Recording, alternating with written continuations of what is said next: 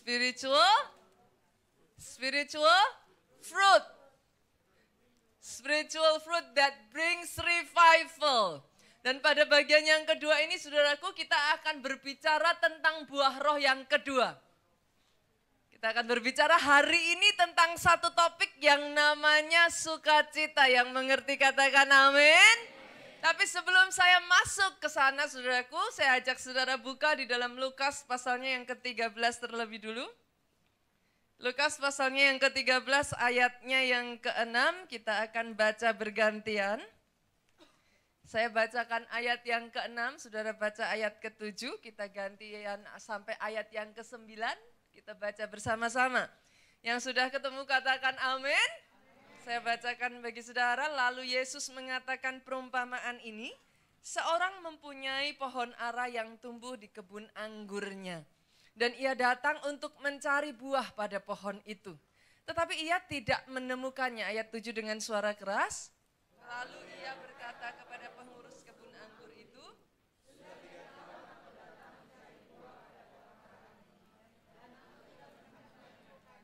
Tebanglah pohon ini, untuk apa ia hidup di tanah ini dengan percuma? Jawab orang itu, Tuan, biarkanlah dia tumbuh tahun ini lagi. Aku akan mencangkul tanah sekelilingnya dan memberi pupuk kepadanya 9 bersama. Mungkin tahun depan ia berbuah. Jika tidak, tebanglah dia. Satu prinsip yang pagi hari ini saudaraku, saya percaya bukan satu kebetulan firman Tuhan ingin mengingatkan setiap kita. Yesus memberikan sebuah perumpamaan tentang pohon ara. Saudara. Tapi dari apa yang kita lihat ada satu kejanggalan kalau saudara memperhatikan di ayat 6. Kejanggalan apa di sini yang saudara temukan? Ada seorang tuan, dia punya pohon ara, tapi tumbuhnya di kebun anggur. Saudaraku. Yang mengerti katakan amin, yang bisa melihat ini katakan amin. Apa yang dimaksud dengan pohon ara tumbuh di kebun anggur? Izinkan saya mengatakan saudaraku, ini yang saya sebut sebagai minoritas. Betul? Pohon ara ini dia seorang diri di sana. Tapi satu prinsip yang hari ini Yesus ingin mengajarkan kepada setiap kita saudaraku, Tuhan mau kita bertumbuh dimanapun dia tanam kita. Yang mengerti katakan amin. Bukan hanya saudara berbuah, bukan hanya saudara berbuah hanya ketika saudara ada di gereja. Tapi Tuhan yang empunya pohon itu mengharapkan buah muncul dari kehidupan saudara. Tidak peduli dimanapun dia tanam kehidupan saudara. Dengan kata lain saudaraku, izinkan saya mengatakan kepada saudara, bukan hanya ketika saudara ada di gereja saudara berbuah, tapi ketika saudara ada di tempat pekerjaan saudara, buahmu bisa dirasakan orang yang ada di sekelilingmu. Ketika saudara ada di komunitas bisnis saudara, apa yang orang rasakan dari hidup saudara? Sebabnya kita tahu saudaraku yang namanya buah itu bukan dirasakan diri kita sendiri. Yang mengerti katakan amin. Buah itu bisa dirasakan saudaraku, apakah pahit, apakah manis, apakah asam saudaraku, bisa dirasakan orang yang ada di sekeliling kita. Ketika saudara bekerja di lingkungan bisnismu, apa yang orang rasakan dari dalam kehidupan saudara? Saya berdoa saudaraku, dimanapun Tuhan tanam saudara, apakah kau minoritas, apakah di sana engkau mengalami yang namanya tanah keras? Apakah seolah-olah yang saudara hadapi bukan sesuatu yang menyenangkan? Tapi Tuhan yang empunya tanaman itu mengharapkan buah muncul dimanapun dia menanam kehidupan saudara. Boleh saya dengar kata amin yang paling mantap dari tempat ini? Pertanyaannya sekarang saudaraku, adakah buah itu dijumpai dari hidup saudara? Ayat yang ke-7 mengingatkan kepada kita saudaraku. Alkitab katakan setelah 3 tahun. Tuhan itu mencari dan mencari dan mencari tetapi tidak dijumpainya buah. Hari ini saya berdoa buat setiap kita di tempat ini, saudaraku. Ini adalah saatnya di mana kita evaluasi diri kita. Adakah buah itu dijumpai dari dalam kehidupan kita? Doa saya, saudara, di penghujung tahun 2017 ini, Dia memberikan percepatan rohani dalam kehidupan saudara, sehingga dimanapun Dia taruh saudara, hanya buah, buah, dan terus berbuah. Itu yang dijumpai orang atas kehidupan saudara. Karena ketika orang melihat ada buah itu dalam kehidupanmu, saudaraku, dia memuliakan nama Bapamu yang di surga. Hari ini, saudaraku, saya akan mengajak saudara, kita akan melihat satu prinsip yang Yesus ajarkan ini. Kita akan melihat dalam kehidupan kita, saudaraku, buah roh yang kedua. Sukacita versus sukabila, saudaraku. Kita akan buka ayatnya terlebih dulu dalam Amsal pasalnya yang ke-17, ayatnya yang ke-22. Amsal 17 ayatnya yang ke-22, yang sudah ketemu katakan amin. Saya bacakan bagi saudara, hati yang gembira adalah obat yang manjur. Tetapi semangat yang patah mengeringkan tulang. Tahukah saudara ada kuasa dalam bersukacita? Tahukah saudara justru dalam bersukacita, sukacita itu memiliki kuasa untuk menyembuhkan. Banyak orang tidak mengerti satu hal ini, saudaraku, sukacita punya kekuatan untuk memulihkan. Bahkan yang lebih dahsyat lagi, Bu, sukacita punya kekuatan mendatangkan jawaban doa. Sebagian dari saudara mungkin katakan kepada saya, Pastor, you don't know. Pastor nggak tahu kondisi saya. Semua jalan dalam hidup saya seolah-olah tertutup. Pastor, you don't know what happened in my life. Apa yang saya harapkan selama ini yang sudah saya perjuangkan dengan sungguh-sungguh bekerja keras seolah-olah hancur begitu saja. Tapi izinkan pagi hari ini firman Tuhan mengingatkan kepada setiap kita, saudaraku. Justru, tahukah saudara di dalam kondisimu yang paling buruk kau perlu bersukacita. Tahukah saudara justru dalam keadaanmu yang paling rendah, justru dalam keadaanmu yang paling terpuruk, engkau butuh bersukacita dengan sengajalah bersukacita karena di dalam sukacita ada kekuatan untuk membalikan keadaanmu.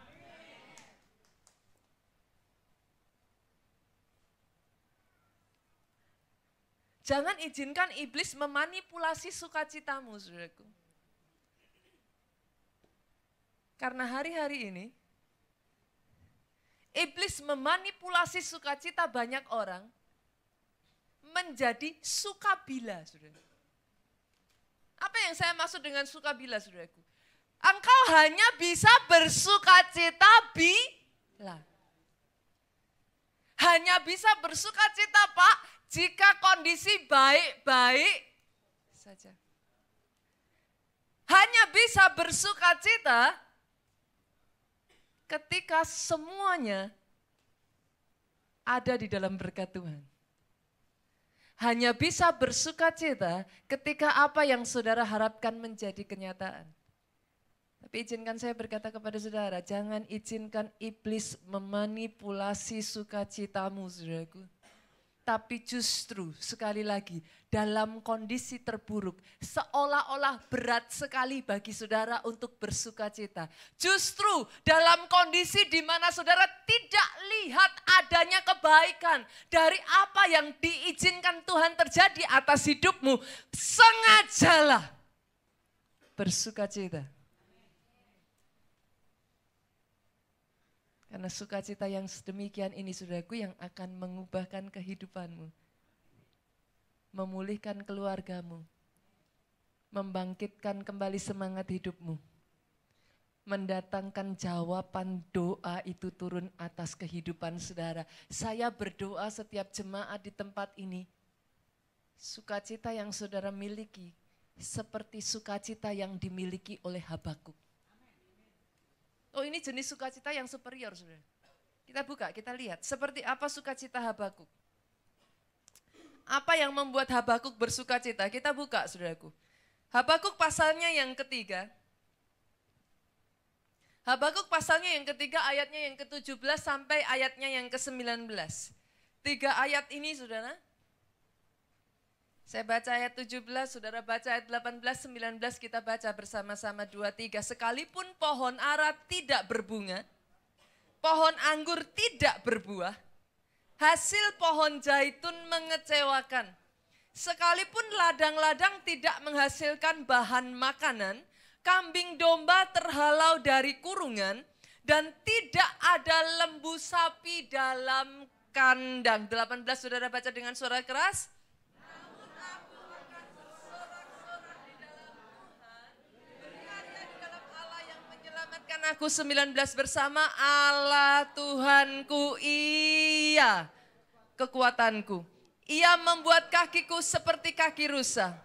Ia membiarkan aku berjejak di bukit-bukitku. Ini sukacita Habakuk, saudaraku. Halo, apa kata firman Tuhan? Ayat yang ke-17, sekalipun pohon ara tidak berbunga, saudara. Berbunga ini bicara apa, saudara? Dalam kehidupan kita mungkin kadangkala, saudaraku, kita lihat kehidupan orang di kiri kanan saudara. Sangat tergoda bagi kita, sama-sama mungkin saudara kenal teman yang satu level, satu start, satu angkatan. Kadangkala kita bisa mengatakan dalam hidup kita, pastor, kok dia sudah diangkat ya? Sementara aku kok kayaknya masih biasa-biasa saja. Pastor, saya lihat sama-sama keluarga saya ini sebenarnya jauh lebih kuat. Tapi kok justru dia ya, yang Tuhan buka jalan demi jalan, demi jalan, demi jalan. Bunga itu bicara apa tuh saudaraku? Kalau saudara lihat dalam sebuah pohon, saudara lihat bunga, biasanya saudara, kata-kata apa sih yang muncul di perkataan saudara, di lidah bibir saudara? Cantik ya. Itu? Setiap kali kita melihat satu tanaman, yang kita cari apanya saudara? Sebelum buah yang kita cari apa? Pasti bunga. Apa saudara lihat tanaman terus saudara bilang, cantik ya akarnya? Gitu. Nggak ada yang lihat akar saudaraku. Akar itu nggak dipedulikan. Bagaimana saudara berjuang tidak ada orang yang tahu. Apa ada saudara lihat tanaman terus saudara bilang, keren ya rantingnya? Nggak ada. Apa yang diperhatikan manusia? Cantik sekali bunganya. Ada orang-orang dalam kehidupan saudara yang saudara lihat, saudara merasakan seolah-olah Tuhan mendandani dia sedemikian rupa. Satu hari saudaraku, ada satu pertemuan alumni saudaraku dari sebuah SMA. Murid-murid berdatangan, berjumpa satu dengan yang lain setelah sekian puluh tahun saudara. Dan seperti yang saudara ketahui, ketika setelah sekian puluh tahun orang berjumpa, apa yang diperhatikan, saudaraku? Pertanyaan apa yang ditanyakan? Satu pertanyaan yang selalu keluar, saudaraku, adalah sekarang kerja di mana? Itu? Apa yang dikerjakan? Satu dengan yang lain mulai melihat penampilan satu dengan yang lain, saudaraku.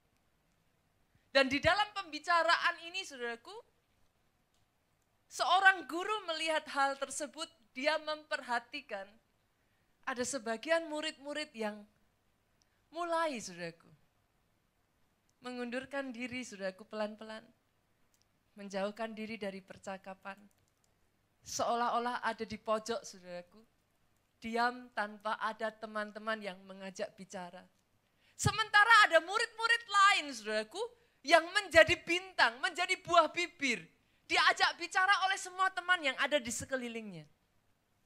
Lalu guru itu memanggil semua murid saudara dan dia mulai katakan, oke, di dapur saya menyiapkan seteko kopi katanya. Ada berbagai macam cangkir yang sudah guru ini siapkan saudaraku. Dari cangkir yang terbuat dari kristal, cangkir yang terbuat dari keramik, buatan desainer ternama saudaraku. Tapi di dalam dapur itu juga ada cangkir-cangkir biasa saudaraku. Bahkan cangkir-cangkir yang terlihat sangat sederhana. Guru itu mengatakan, ambillah cangkir, pilihlah semua cangkir yang ada, pilih salah satu silahkan. Dan sesuai dengan tebaan saudaraku, semua orang berlomba-lomba mencari cangkir-cangkir terbaik. Mereka membawa cangkir yang dari kristal, cangkir yang dari keramik, desainer, mereka mencoba untuk memilih yang terbaik. Dan dibawalah cangkir-cangkir itu datang ke depan saudaraku. Di depan guru ini sudah menyediakan seteko kopi, saudara. Dengan semua cangkir yang dibawa oleh murid-murid ini, saudaraku, guru ini menuangkan kopi ke dalam cangkir tersebut. Anehnya sesuatu terjadi, saudaraku. Orang yang mendapatkan cangkir-cangkir yang sederhana, orang yang mendapatkan cangkir-cangkir yang dalam tanda kutip terlihat jelek, saudaraku, mulai iri dan saling pandang dengan orang yang mendapatkan cangkir kristal. Lalu guru itu tersenyum dan dia mulai berkata, semuanya sudah mendapatkan cangkir, semuanya sudah mendapatkan kopi. Lalu dia katakan, tapi saya memperhatikan, ada sebagian dari saudara yang kehilangan sukacitamu karena kau kalah cepat mendapatkan cangkir kristal. Ada sebagian yang bersungut-sungut karena hanya mendapatkan cangkir yang terbuat dari tanah liat sederhana. Tapi satu pelajaran yang hari itu guru ini katakan kepada murid-muridnya, saudaraku. Tahukah saudara semua yang ada di sini, murid-muridku, tidak peduli apakah cangkirmu kristal, tidak peduli apakah cangkirmu keramik buatan desainer ternama, yang terpenting adalah kualitas dari kopi yang dituangkan ke dalamnya dan siap untuk diminum. Apakah artinya saudaraku? Sama seperti Habakuk. Seolah-olah kadang di dalam kehidupan kita ini saudaraku, diizinkan tidak berbunga. Seolah-olah kita lihat orang kiri kanan kita, mereka jauh lebih maju. They're ahead of us. Seolah-olah kadang kita lihat mereka jauh lebih berkembang daripada kita. Tapi kita lanjutkan pembacaan ayat ini saudaraku. Pohon anggur tidak berbuah. Apa maksudnya pohon anggur tidak berbuah saudara? Pohon anggur bisa tidak berbuah saudaraku. Yang dimaksudkan di sini saudara, engkau sudah mengerjakannya. Yang empunya pohon ini sudah bekerja keras untuk menanam pohon itu. Dia sudah memupuknya. Dia sudah mengeluarkan semua investasi yang bisa dia lakukan untuk memastikan pohon itu berbuah. Tapi pohon itu tidak berbuah, saudaraku. Bagi sebagian orang di tempat ini, engkau sudah masukkan semua investasi yang kau bisa masukkan, engkau sudah usahakan bahkan dengan sisa terakhir modal yang kau punyai, engkau taruh semuanya di sana. Tapi berapa banyak dalam kehidupan ini saudaraku, kadangkala saudara menemukan buah itu enggak muncul saudara.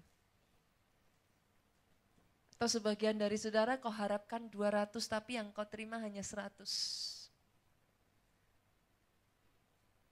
Buah ini berbicara apa saudaraku? Buah ini berbicara kelanjutan hidup. Kalau tidak ada buah saudaraku, ada sebagian dari saudara mungkin yang diizinkan dalam kehidupanmu, tulang punggung keluarga itu diambil. Tidak ada lagi kelanjutan hidup. Bahkan untuk memikirkan masa depan sudah sukar saudaraku. Kita lanjutkan lagi, apa kondisi Habakuk ini saudara? Sekalipun ladang hasil pohon zaitun mengecewakan. Sudah ada hasilnya, saudara. keluar buahnya, tapi mengecewakan. Tidak seperti yang saudara harapkan. Sekalipun ladang-ladang tidak menghasilkan bahan makanan, ini lebih parah lagi saudaraku. Artinya saudaraku, habis sudah. Saudara sudah ada di ujung tanduk, saudara.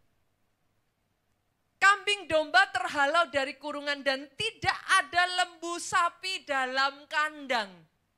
Apa yang dimaksud saudaraku? Semua daya upaya sudah kau kerjakan, bahkan yang tersisa pun sudah dijual. Saudara. Habis.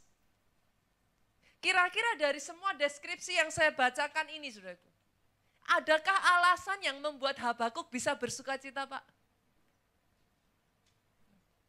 Tapi ayat 18 coba kita lihat, apa kata firman Tuhan. Kita baca sama-sama saudaraku, 2, 3. Namun aku akan bersorak-sorak di dalam Tuhan, beria-ria di dalam Allah yang menyelamatkan. Wow. Yang saya percaya saudaraku, Habakuk bukan bersorak-sorak karena kondisinya. Begini saudaraku, kalau dia bersorak-sorak karena kondisinya. Semua kondisinya tidak membuat dia bersukacita, saudara. Dia tidak menemukan sukacitanya di dalam keadaannya. Tapi dengar baik, inilah sukacita yang membuat Habakuk superior. Aku bersorak-sorak di dalam Tuhan. Jangan izinkan iblis memanipulasi sukacitamu, saudaraku. Alkitab katakan bersukacitalah karena Tuhan, maka dia akan memberikan apa yang diinginkan hatimu. Yang mengerti katakan amin. Bukan bersukacita lihat kondisi dulu baru Tuhan memberikan. No. It doesn't work that way, saudaraku. Tidak bekerja dengan cara seperti itu. Bersukacita sekalipun yang saudara lihat, ladang tidak menghasilkan. Bersukacita sekalipun justru keadaanmu saat ini sedang ada di dalam posisi terendah. Justru dalam kondisi seperti itu bersukacitalah. Sengaja bersukacitalah, saudara. Karena firman Tuhan katakan, ketika kau belajar bersukacita karena Tuhan, bukan karena sekelilingmu, bukan karena kondisi, Dia akan memberikan apa yang diinginkan hatimu. Boleh saya dengar tepuk tangan yang paling meriah? Tepuk tangan yang paling meriah, tepuk tangan yang paling meriah, tepuk tangan yang paling meriah dari tempat ini. Lebih dahsyat lagi buat Yesus Tuhan kita. Ini hanya bisa dilakukan, saudaraku. Sukacita yang seperti ini hanya bisa dilakukan kalau saudara menemukan sumber sukacita yang sejati. Dan ciri-cirinya orang yang bersukacita, saudara, pasti keluar pujian. Daud, saudaraku, dalam Mazmurnya dikatakan mulutku penuh dengan pujian kepadamu ya Yesus Tuhan. Sepanjang hari ku beri penghormatan kepadamu ya Allahku. Tahukah saudara, Daud menulis semuanya itu bukan dalam kondisi baik-baik loh saudaraku. Dia berkata mulutku penuh dengan pujian sambil dikejar-kejar Saul. Saudara. Halo, yang mengerti katakan amin. Tapi tahukah saudara, justru orang yang tahu memuji tidak akan kekurangan anugerah dalam hidupnya. Oh, tepuk tangannya boleh lebih dahsyat lagi buat Yesus Tuhan kita. Masih ingat kisah Yosafat, saudara? Di lembah pujian. Masih ingat? Ketika Yosafat memerangi bangsa-bangsa yang berkerumun bersama menyerang dia. Di lembah pujian itu, Tuhan memerintahkan Yosafat satu hal, saudaraku. Apa yang diperintahkan Tuhan? Tuhan tidak memerintahkan Yosafat untuk mempersiapkan diri berperang. Saudara. Dia dikepung oleh pasukan dari segala penjuru. Yang Tuhan perintahkan kepada Yosafat, kumpulkan pemuji penyembah. Angkat pujian. Saudara. Tapi justru ketika pujian diangkat, dengar baik, Tuhan berperang gantikan kita. Kalau dia yang berperang, saudaraku, siapa musuh kita? Di lembah pujian, ketika pujian itu diangkat, tahukah saudara, Tuhan membuat musuh-musuh Yosafat saling membunuh satu dengan yang lainnya, saudaraku. Dia membutakan mata mereka, justru di lembah pujian ada kemenangan. Oh, tepuk tangannya boleh lebih dahsyat lagi buat Yesus Tuhan kita. Kadangkala saudaraku, kenapa disebut lembah pujian? Kadangkala saudaraku, sambil nyanyi kau sambil nangis. Itu lembah. Orang kalau ada di dalam lembah itu posisinya rendah, saudaraku. Pujian tidak sama dengan nyanyian, saudaraku. No. Pujian itu kata-kata yang keluar dari hatimu. Sambil kau kumpulkan dagangan yang tidak terjual, air mata menangis, kau tetap berkata, Tuhanku baik, sungguh amat baik. Kadangkala dalam kondisi yang tidak bisa kau mengerti dengan akal, saudaraku. Ada hal-hal yang di luar pemikiranmu, di luar perhitunganmu, dia izinkan terjadi, tapi kau tetap berkata, sampai selama-lamanya Tuhan Yesus baik. Itu juga yang terjadi, saudaraku, di Jogja. Dengan semua kesibukan yang ada, saudaraku. Kadangkala saya itu heran, saudara. Saya takjub dengan bagaimana firman Tuhan. Saudara, dari saudara yang mengalami yang saya alami. Saudara takjub dengan bagaimana firman Tuhan itu menuntun langkah kita selangkah demi selangkah, saudaraku. Justru di dalam masalah bersukacitalah, katakan amin. Karena sukacita itu menarik pertolongan yang dari Tuhan. Tahukah saudara, hari Minggu kemarin saudaraku, anak-anak kecil-kecil saudara. Saya menangis saudaraku melihat mereka. Ada salah satu anak saudaraku, kami saksikan. Anak dari salah satu SG di Jogja saudara. Baru umur 5 tahun saudara. Dia sudah lama nabung saudaraku, yang namanya anak kecil saudaraku. Dia lama nabung, dia kumpulkan koin demi koin uang sakunya saudara. Hanya demi untuk membeli satu Lego mainan yang sudah lama dia idam-idamkan saudaraku. Celengannya sudah penuh saudaraku. Baru mau dibawa orang tuanya beli Lego saudara. Terjadilah kebakaran itu saudaraku. Celengannya besoknya dibawa ke gereja saudara. Orang tuanya sampai geleng-geleng kepala, enggak disuruh saudara. Anak 5 tahun ini bawa celengannya datang ke guru sekolah minggunya. Dia katakan, Kak, ini untuk pembangunan rumah Tuhan. Enggak papa JJ enggak beli Lego. Ini untuk membangun rumah Tuhan, saudaraku. Bukan jumlah uangnya, saudara. Kakak guru yang menerima celengan itu hanya bisa meneteskan air mata, saudaraku. Tapi tahukah saudara, ketika anak ini menyerahkan celengannya, dia melepaskan Legonya, tidak berapa lama saudaraku, bibi dari anak ini datang berkunjung ke Jogja. Masih dalam minggu itu, saudaraku. Datang berkunjung ke Jogja, nggak tahu ceritanya apa-apa, saudaraku. Dia datang dengan membawa hadiah oleh-oleh Lego yang sangat bagus, bahkan lebih bagus dari yang anak ini bisa beli dengan uang tabungannya. Saudara. Dalam sukacita ada penghiburan yang dari Tuhan. Bukan hanya itu saja, saudaraku, kakak-kakak guru berusaha untuk menghias ruang sekolah minggu sedemikian rupa. Ini yang mereka katakan kepada saya, Pastor, dalam situasi ini kami tidak mau anak-anak kehilangan senyuman mereka. Tahukah saudara, salah satu owner pemilik dari mall itu, saudaraku, mendengar cerita ini digerakkan hatinya oleh Tuhan. Sepanjang hari Minggu itu, saudaraku, anak-anak dari pagi sampai malam disediakan makanan oleh owner ini, saudaraku, sehingga mereka datang ke sekolah Minggu, mereka bersukacita. Bukan hanya itu, saudara, di gereja seperti di sini, saudaraku, nanti di Soho Capital juga sama, kita itu punya soft play yang besar, saudara. Jadi setelah selesai sekolah Minggu, anaknya bisa mainan di soft play. Sama seperti kalau di sini, saudaraku, ada Amazon, ada Fun, apalah namanya, World Time Zone, saudaraku. Di Jogja juga kita ciptakan situasi yang seperti itu di sekolah Minggu, saudara. Dan karena itu semua terbakar, mereka nggak bisa bermain, saudaraku. Tapi tahukah saudara, dengan cara Tuhan yang ajaib, di mall itu ada satu tempat area bermain Amazon, saudaraku. Sepanjang hari itu dibuka jalan untuk anak-anak boleh bermain di sana. Hari Minggu mereka tidak kehilangan senyuman mereka, saudaraku. Mereka tetap beribadah, bukan cuma beribadah, mereka senyum-senyum, mereka berkata, saudaraku, wah habis makan kita mainan. Mereka katakan ke kakak-kakaknya, besok Minggu seperti ini lagi juga katanya, saudaraku. Dan seringkali yang namanya anak-anak dia punya iman jauh lebih besar dari kita, saudaraku. Sambil bawa celengannya bukan hanya satu anak, saudaraku, banyak anak.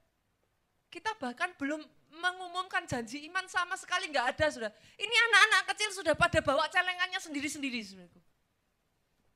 Bahkan setelah mainan dari dari Amazon mereka pulang, saudara, mereka bawa celengan, mereka katakan ke kakaknya, Kak, ini untuk membangun besok gereja kita kayak Amazon, katanya, saudaraku.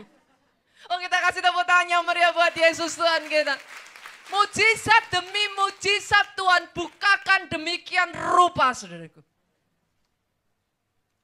Ini jenis sukacita yang saya katakan di dunia ini, saudaraku, ada dua macam sukacita. Sukacita yang dari luar. Saudara lihat apa yang terjadi di sekelilingmu baru bisa bersukacita. Kau lihat keluargamu baik-baik baru bisa bersukacita. Ibu-ibu shopping baru bisa bersukacita. Yang bapak-bapak habis beli mobil, habis beli gadget baru bisa bersukacita. Tapi coba dengar baik, saudaraku. Berapa banyak yang sadar sukacita yang seperti itu sifatnya sementara? Berapa lama sih kalau jujur kita mau ngomong, saudaraku? Yang namanya harta, benda, pakaian, perhiasan, bisa membuat sukacita kita bertahan. 1 hari, 2 hari, 1 minggu, 1 bulan. Tapi dengar baik, saudaraku. Ada jenis sukacita kedua yang saya ingin tawarkan kepada saudara. Inilah yang Alkitab katakan kara. Kara, the joy of the Lord. Sukacita yang dari dalam. Sukacita yang hanya bisa muncul karena ada hubungan intim antara saudara dengan Tuhan. Bukan sukacita karena melihat kondisi.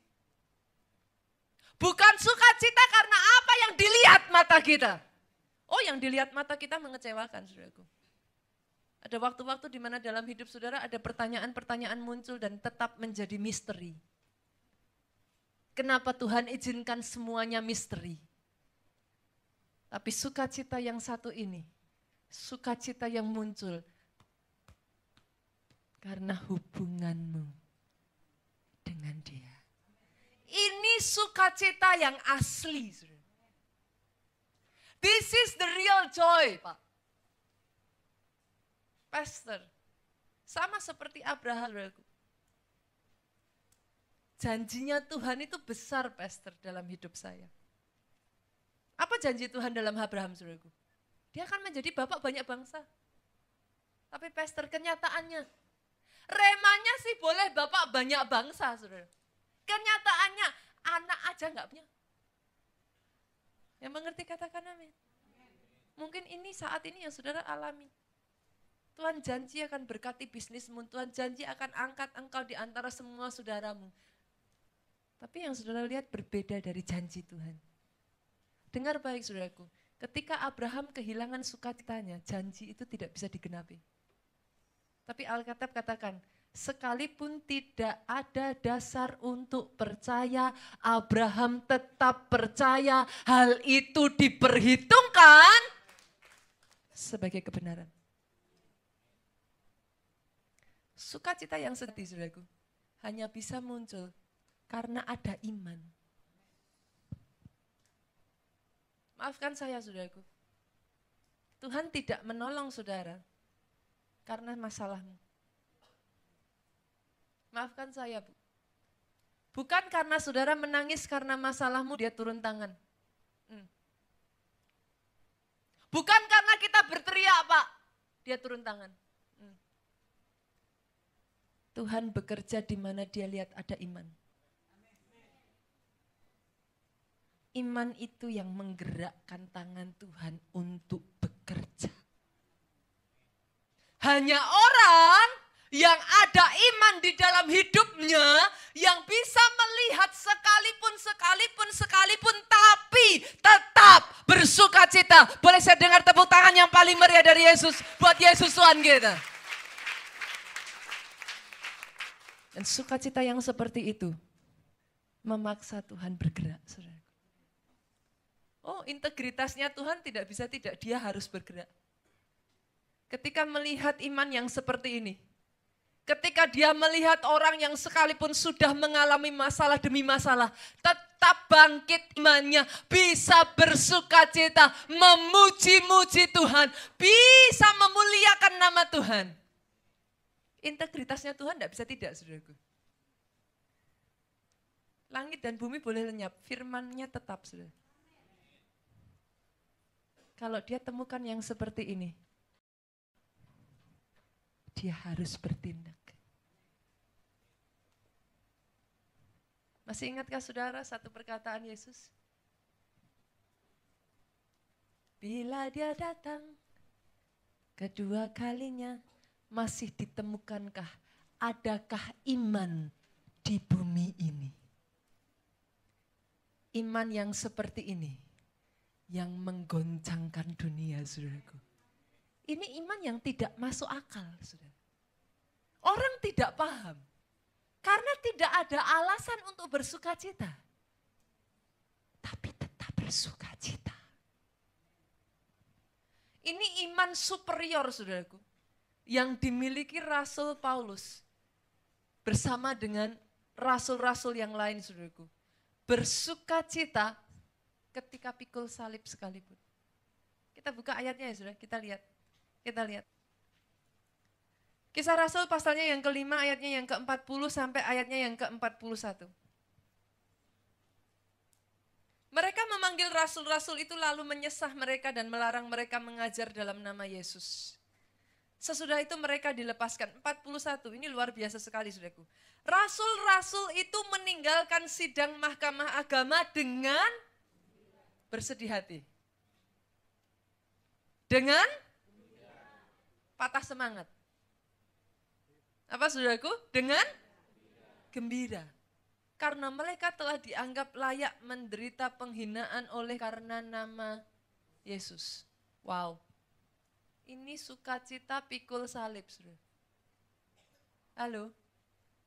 Dalam pelayanan saya tantang setiap saudara di tempat ini, ada waktunya di mana saudara bisa enak-enak, santai-santai, tapi karena saudara pelayanan yang seharusnya saudara tidak ngalami gesekan, saudara jadi ngalami gesekan, yang seharusnya saudara bisa enak-enak, santai-santai, direpotkan lagi. Tapi dengar baik, bisa tetap bersukacita.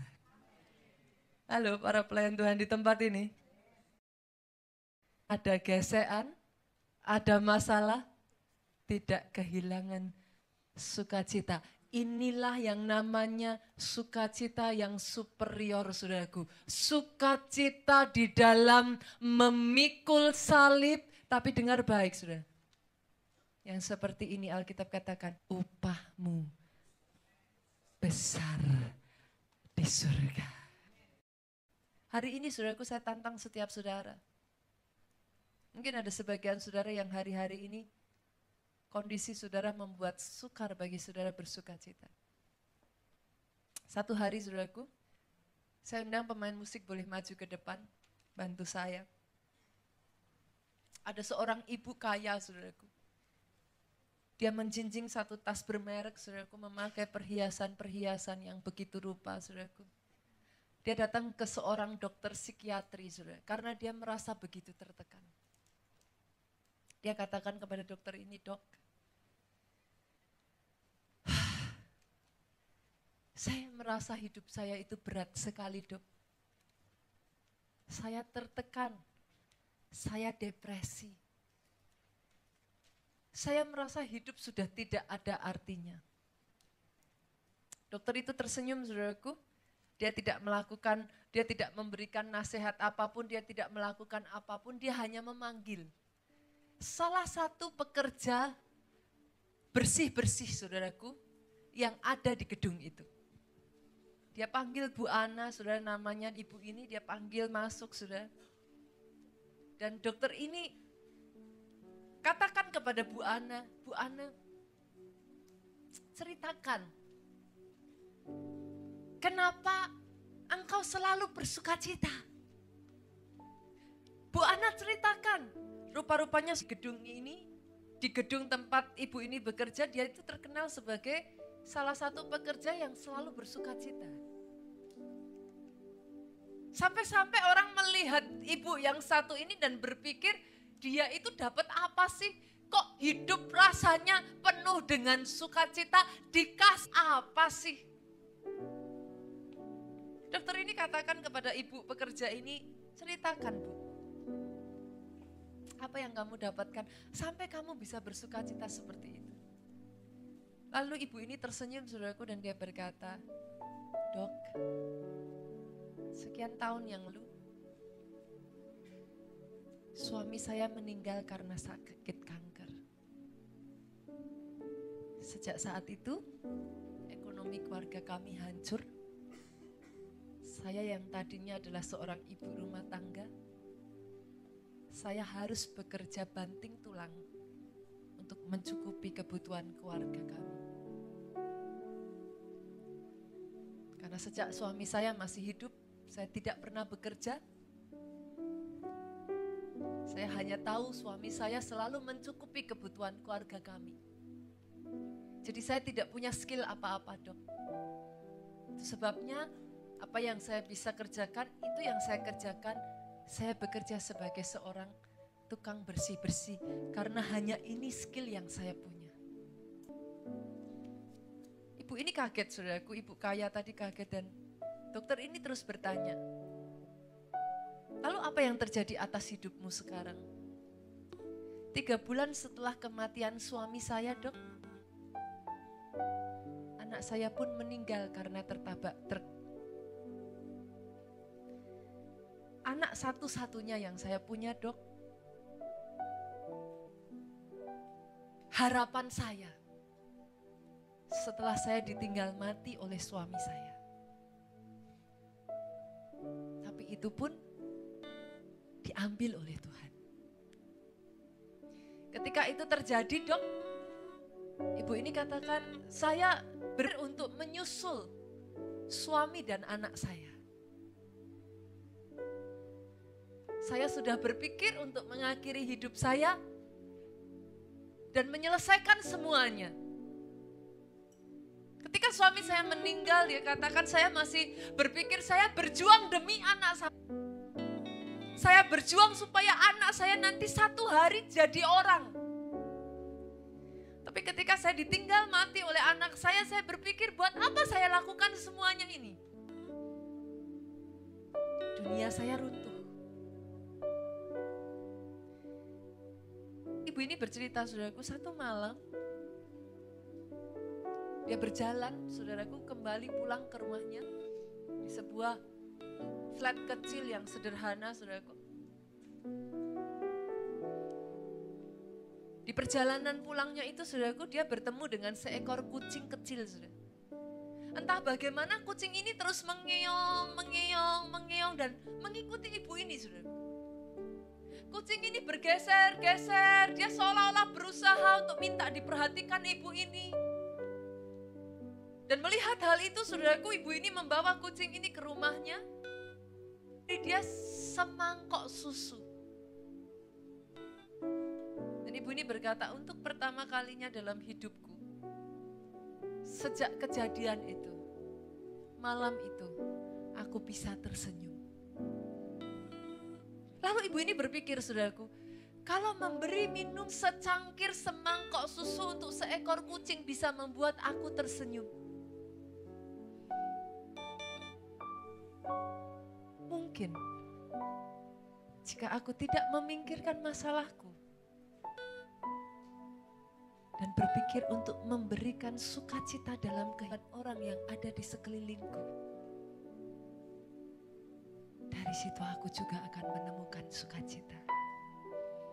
Dan benar, saudaraku, sejak hari itu hidup ibu ini dipakai untuk melihat satu orang yang ada di sekelilingnya, saudaraku.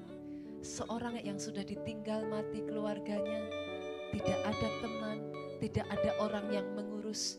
Setiap pagi ibu ini datang ke rumah nenek ini, membawakan makanan kecil, membantu membersihkan rumahnya, dan hanya melihat senyuman di wajah nenek ini, membuat hati pun ikut tersenyum. Dia berjalan ke tempat kerjanya, dia melihat orang-orang di sekelilingnya yang sudah begitu pusing dengan semua kesibukannya. Ibu ini menyempatkan sedikit waktunya hanya menyapa orang yang asing yang tidak pernah dia jumpai dan memberikan senyuman, dan rupa-rupanya itu mendan sukacita tersendiri. Di tempat kerjanya yang begitu berat, orang-orang yang bersama-sama dia dengan susah payah harus mencukupi kebutuhan keluarganya, sama seperti ibu ini, saudaraku, mengeluh karena beratnya pekerjaan. Tanpa diminta, ibu ini membantu pekerjaan sekerjanya, saudaraku. Tahukah saudara kalau saudara tidak bisa menemukan alasan untuk bersukacita? Mungkin kau bisa membuat orang lain memiliki alasan bersukacita. Dan itu mendatangkan sukacita dalam kehidupanmu.